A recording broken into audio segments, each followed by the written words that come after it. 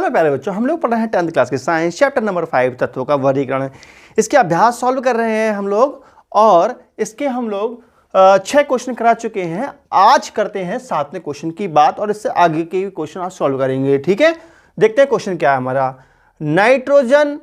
Nitrogen परमाणु संख्या 7 तथा फास्फोरस परमाणु संख्या 15 आवर्त सारणी के वर्ग 15 के तत्व हैं।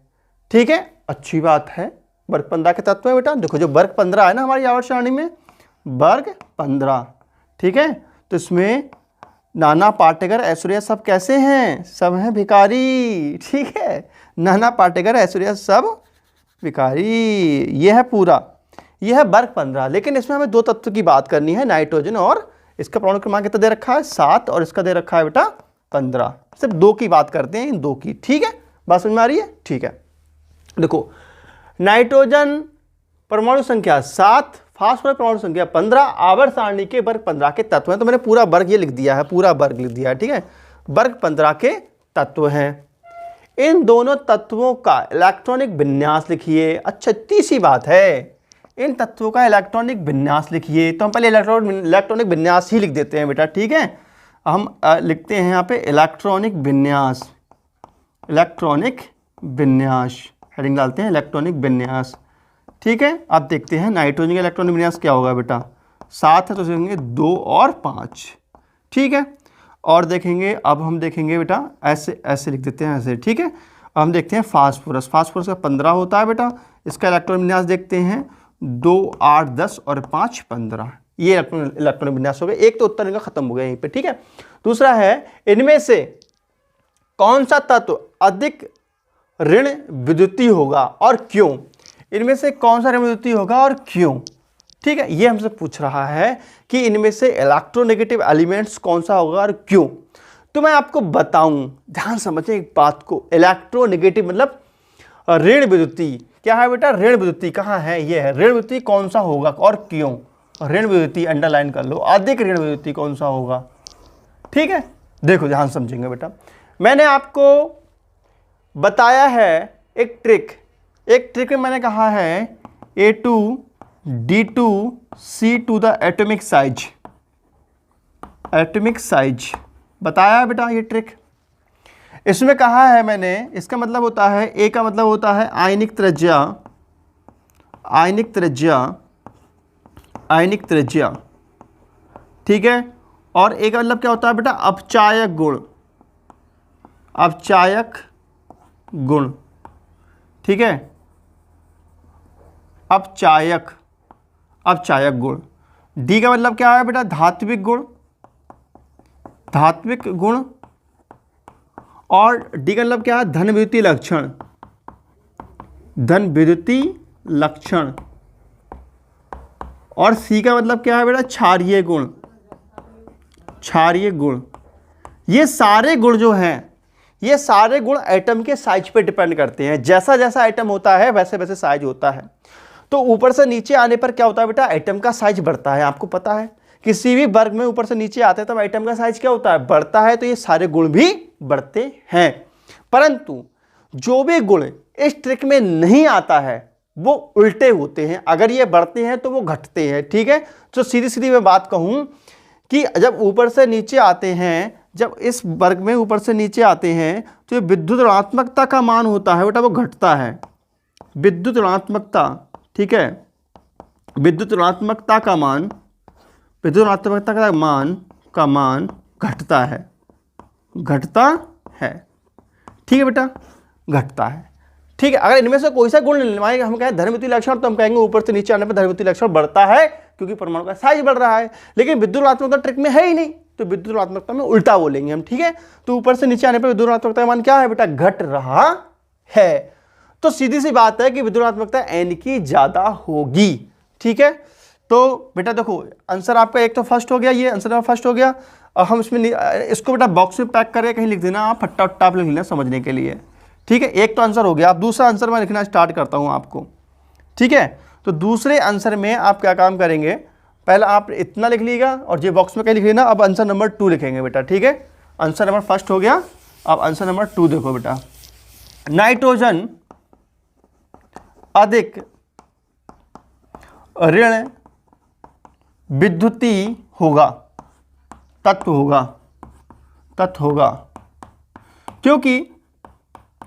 क्योंकि हम जानते हैं कि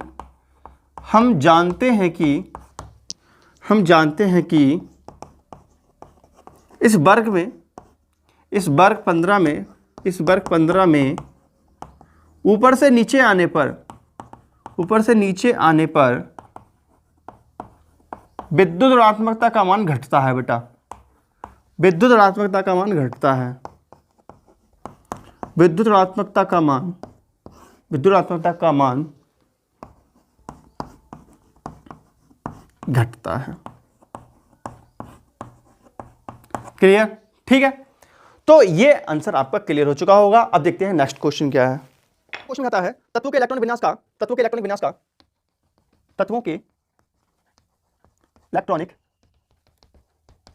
का, ठीक है बेटा, तत्वों के इलेक्ट्रॉनिक विन्यास का आधुनिक आवर्त सारणी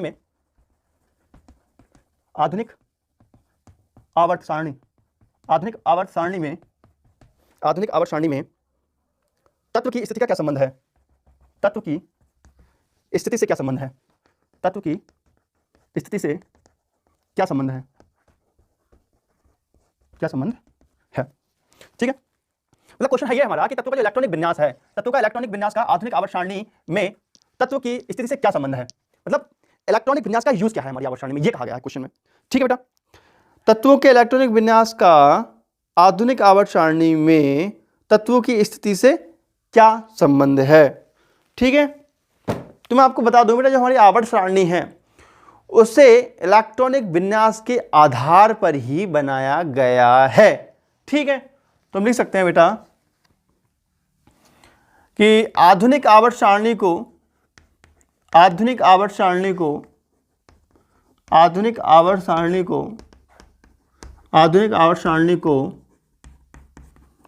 इलेक्ट्रॉनिक विन्यास तथा परमाणु क्रमांक के आधार पर बनाया गया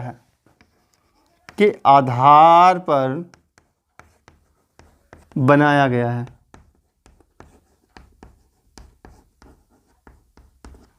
ठीक है। अब क्वेश्चन कह रहा है तत्वों के इलेक्ट्रॉनिक विन्यास का आधुनिक आवर्त सारणी में तत्व की स्थिति का क्या महत्व है। तो मैं आपको बताऊं, अगर हम इलेक्ट्रॉनिक विन्यास लिखें किसी का, तो उसमें हमें इलेक्ट्रॉनिक विन्यास से हम आवर्त की संख्या बता सकते हैं, काफ़ी चीज़ें बता सकते हैं अगर हमें पता लग जाए इलेक्ट्रॉनिक विन्यास क्या है। तो देखो बेटा, जैसे कि एग्जाम्पल पे देखो बेटा, ठीक है, तो आधुनिक आवर्त सारणी में तत्वों की स्थिति, ठीक है, क्या संबंध है। ठीक है, तो लिखेंगे तत्वों की स्थिति से संबंध, देखो क्या संबंध है मैं आपको बताऊं। देखो बेटा, जैसे कि आपके लिए दो तत्व मैं दे देता हूं, ठीक है, हाइड्रोजन, लिथियम और सोडियम। तो इसका परमाणु क्रमांक होता है 1, इसका होता है 3, इसका होता है 11। ठीक है, लिखो परमाणु क्रमांक, 1 आएगा, 2 और 1 आएगा, उसका आएगा 2, 8 और 1। इनका यही तो है इलेक्ट्रॉनिक विन्यास। अब कह रहा है इलेक्ट्रॉनिक विन्यास का आवर्त सारणी में क्या महत्व है। ठीक है, तो देखो इसमें कोषों की संख्या देखो बेटा, यहाँ पे K कोष है, K, और यहाँ पे देखो KL है, यहाँ पे KLM है। ठीक है, तो यहाँ पर कोष कितना है बेटा, यहाँ पर 1 कोष है, यहाँ पर 2 कोष है, यहाँ पे 3 कोष है। तो कोषों के जरिए हमें आवर्तों की संख्या की जानकारी प्राप्त हो रही है। तो यहाँ पे आवर्त संख्या कौन सी है बेटा, आवर्त संख्या 1 है। और यहाँ पे ये कौन सा आवर्त का तत्व है, आवर्त संख्या 2 है। और यहाँ पे ये है आवर्त संख्या 3 है। समझ में आया कि इलेक्ट्रॉनिक विन्यास का स्थिति से क्या संबंध है। अगर हमें किसी तत्व का इलेक्ट्रॉनिक विन्यास पता हो तो हम बता सकते हैं कि आवर्त सारणी में कहां रखा गया है, यह संबंध है। ठीक है, तत्वों का इलेक्ट्रॉनिक विन्यास पता होने पर तत्वों का इलेक्ट्रॉनिक विन्यास पता होने पर पता होने पर उसके कोषों की संख्या के आधार पर, उसके कोषों की संख्या के आधार पर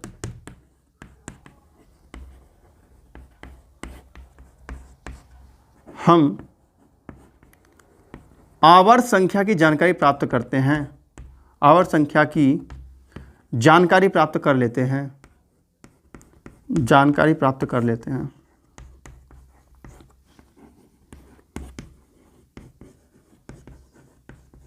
ठीक है, और ये इस बात का रहा उदाहरण। ठीक है, ये इसका आंसर रहा बेटा। ठीक, क्लियर हो गया। चलो नेक्स्ट क्वेश्चन देखते हैं। आधुनिक आवर्त सारणी में कैल्शियम के चारों ओर, आधुनिक आवर्त सारणी में,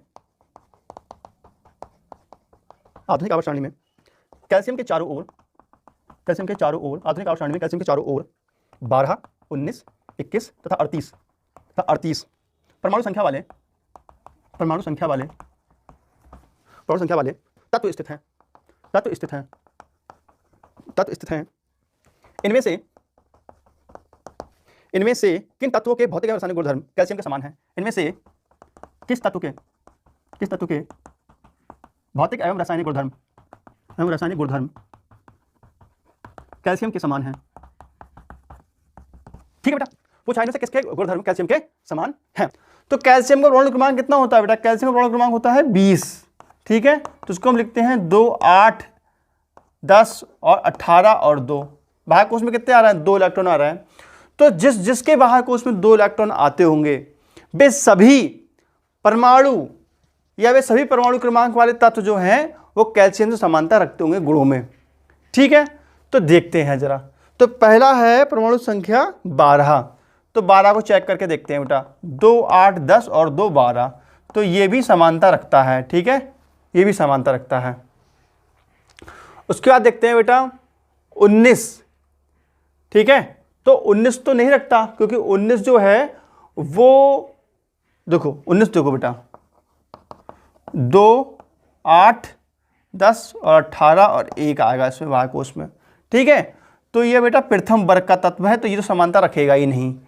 21 देखते हैं। 21 है डी ब्लॉक एलिमेंट्स है। 21 जो है ये डी ब्लॉक एलिमेंट्स है बेटा, डी ब्लॉक एलिमेंट्स, स्कैंडियम है ये, इसको देखना नहीं है, ये डी ब्लॉक का तत्व पता है हम लोगों को पहले से ही।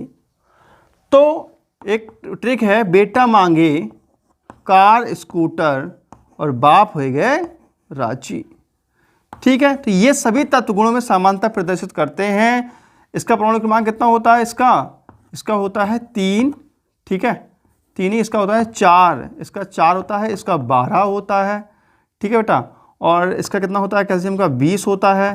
ठीक है, मैं तुम्हें एक ट्रिक बताता हूँ, मैजिक नंबर जिसे कहते हैं। मैजिक नंबर होते हैं बेटा 2, देखो 2, 8, 8, 2, 8, 8, 18, 18, 32, 32। ठीक है, तो देखो 8, 4, 12। ठीक है, 12, 8, 20, और इसमें ऐड करेंगे तो इसका कितना आ जाएगा? एस आर का बेटा 38। ठीक है, अब 38 में 18 जोड़ तो कितना आ जाएगा बेटा बताओ? 8, 8, 16, हासिल लगा 1, 4, 1, 5, 56। ठीक है, तो बेटा 38 जो है 38 समानता प्रकट करेगा। 38 जो है 38 किसका है? एस आर का है, एस आर 38। तो ये भी जो है कैल्शियम के समानता गुण प्रदर्शित करेगा। ठीक है, तो इसका उत्तर क्या हो जाएगा बेटा? इसका उत्तर हो जाएगा, इसको उत्तर देखेंगे बेटा, उत्तर फाइनली आंसर देखेंगे। ठीक है, लिखेंगे परमाणु क्रमांक या परमाणु संख्या, परमाणु क्रमांक 12, परमाणु क्रमांक दो बेटा 12 मैच कर रहा है। ठीक है, परमाणु क्रमांक 12 और 21 भी नहीं है इसमें, 38, 12 और 38। ठीक है, परमाणु क्रमांक 12 और 38 वाले तत्व कैल्शियम से समानता प्रकट करते हैं, कैल्शियम से समानता रखते हैं। क्यों रखते हैं? क्योंकि ये सभी एक ही वर्ग के तत्व हैं। क्लियर? चलो लास्ट क्वेश्चन बचा है हमारा, उसके बाद ये लेक्चर अपना दी एंड हो जाएगा। ठीक है बेटा, लास्ट क्वेश्चन देखते हैं। आधुनिक आवर्त सारणी एवं मेंडलीव की आवर्त सारणी में तत्वों की व्यवस्था की तुलना कीजिए। ठीक है, मतलब आधुनिक आवर्त सारणी और मेंडलीव की आवर्त सारणी की तुलना करके हमें बतानी है कि किसमें क्या स्थिति है। बहुत सरल क्वेश्चन है। क्वेश्चन देखते हैं बेटा। आधुनिक आवर्त सारणी, क्वेश्चन नंबर 10, लास्ट क्वेश्चन है ये, उसका केमिस्ट्री आने जाएगा, आंसर में कैसे शॉर्ट कर दूंगा मैं आपको। ठीक है, आधुनिक आवर्त सारणी एवं मेंडलीव की आवर्त सारणी में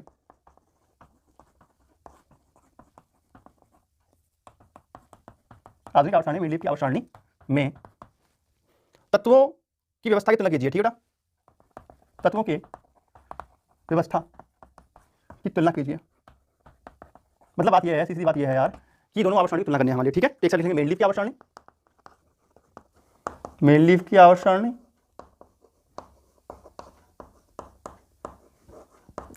और दूसरी लिखेंगे बेटा आधुनिक आवर्त सारणी।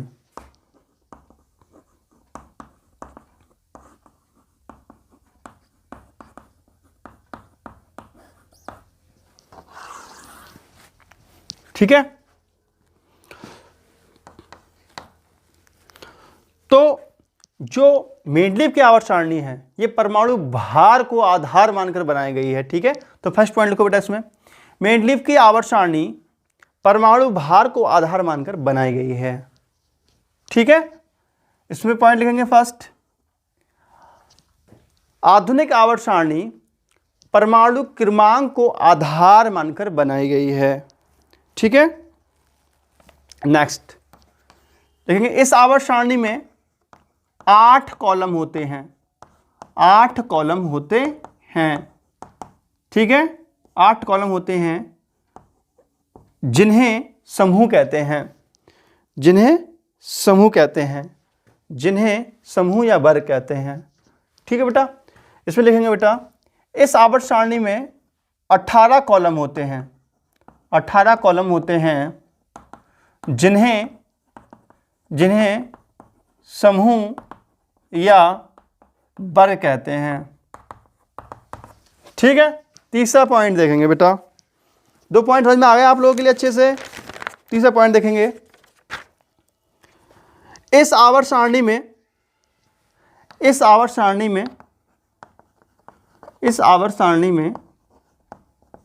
समस्थानिकों ठीक है बेटा, इस आवर्त सारणी में समस्थानिकों को उचित स्थान नहीं मिल सका। उचित स्थान नहीं मिल सका। जो समस्थानिक होते हैं, जैसे हाइड्रोजन के समस्थानिक बेटा 3 हैं, देखेंगे 1H1, 1H2, 1H3, ये अलग अलग जगह पर रखा गया था इस आवर्त सारणी में, लेकिन इस आवर्त सारणी में इन तीनों को एक ही जगह पर रखा गया। ठीक है, इसमें लिखेंगे बेटा तीसरा पॉइंट, इस आवर्त सारणी में समस्थानिकों को उचित स्थान मिला। ठीक है बेटा, समस्थानिकों को, ठीक है, इस आवर्त सारणी में समस्थानिकों को उचित स्थान मिला। ठीक है, अब देखेंगे बेटा चौथा पॉइंट, लास्ट पॉइंट है, इस आवर्त सारणी में हाइड्रोजन को उचित स्थान नहीं मिल पाया। इस आवर्त सारणी में हाइड्रोजन को उचित स्थान नहीं मिल पाया, उस वाले में लिखो बेटा इस आवर्त सारणी में हाइड्रोजन को उचित स्थान मिल पाया या मिल सका। तो प्यारे बच्चों, आज केमिस्ट्री आपकी एंड हो चुकी है। कल से आपके लिए अनसॉल्व पेपर कराया जाएगा। वीडियो अच्छी कर दिया लाइक, चैनल कर दिया सब्सक्राइब, और प्यारा सा क्यूट सा कमेंट किसी क्यूट से हैं आप। तो मिलते हैं नेक्स्ट वीडियो। तो नमस्कार, जय हिंद, वंदे मातरम, बाय बेटा।